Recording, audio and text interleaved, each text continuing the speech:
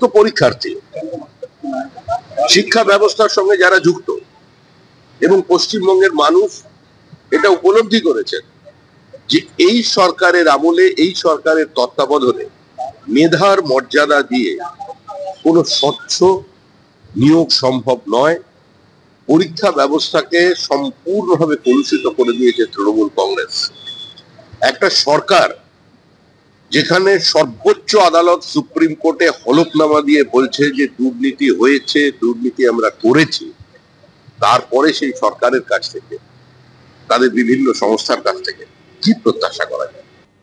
আগামীকাল নবম দশমের জন্য যে এসএসসির পরীক্ষা তা শুরু হবে বেলা 12টায়। তার আগে গতকালই আমরা দেখলাম বিরোধী দলনেতা শুভেন্দু অধিকারী তিনি একেবারে চাঞ্চল্যকর দাবি করলেন, টাকার আগে প্রশ্ন, টাকা দিয়ে প্রশ্ন বিক্রি হচ্ছে, এমনটাই অভিযোগ তিনি করেছেন। এমনকি তার কাছে অডিও টেপ রয়েছে বলেও দাবি তার।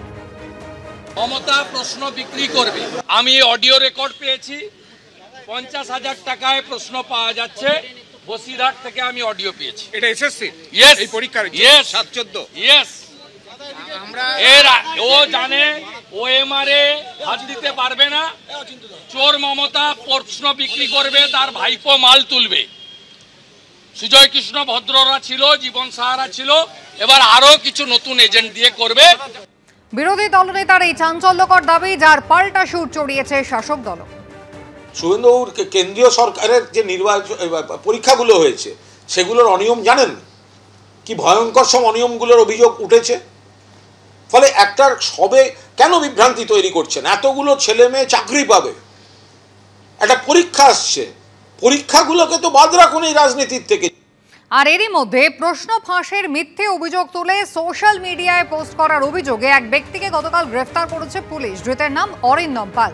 পুলিশ জানিয়েছে দুদিন আগে এই পোস্ট করেছিলেন ধৃত ব্যক্তি, যেখানে তিনি নিজেকে মুর্শিদাবাদের বাসিন্দা বলে দাবি করেন এবং লেখেন ফোনে চাকরি দেওয়ার নামে তার থেকে 14 লক্ষ টাকা চাওয়া হয়। ফোনে বলা হয় পরীক্ষার দুদিন আগেই প্রশ্ন এবং উত্তরপত্র তাকে দিয়ে দেওয়া হবে। এই পোস্ট নজরে আসতেই পুলিশ নড়ে চড়ে বসে। পরে তদন্তে গোটা ঘটনা অন্যদিকে মোড় নেয়। পুলিশ জানিয়েছে ধৃত ব্যক্তির বাড়ি মুর্শিদাবাদে নয়, পশ্চিম মেদিনীপুরের চন্দ্রকোনায়। পুলিশের দাবি ধৃত এই অরিন্দম পাল চন্দ্রকোনার মাংরুল গ্রামের বিজেপি নেতা। বিজেপির একাধিক হোয়াটসঅ্যাপ গ্রুপের সঙ্গে সে জড়িত। সরকারকে কালিমালিপ্ত করার জন্যই এই ফেসবুক পোস্ট করা হয়েছে বলে দাবি পুলিশের।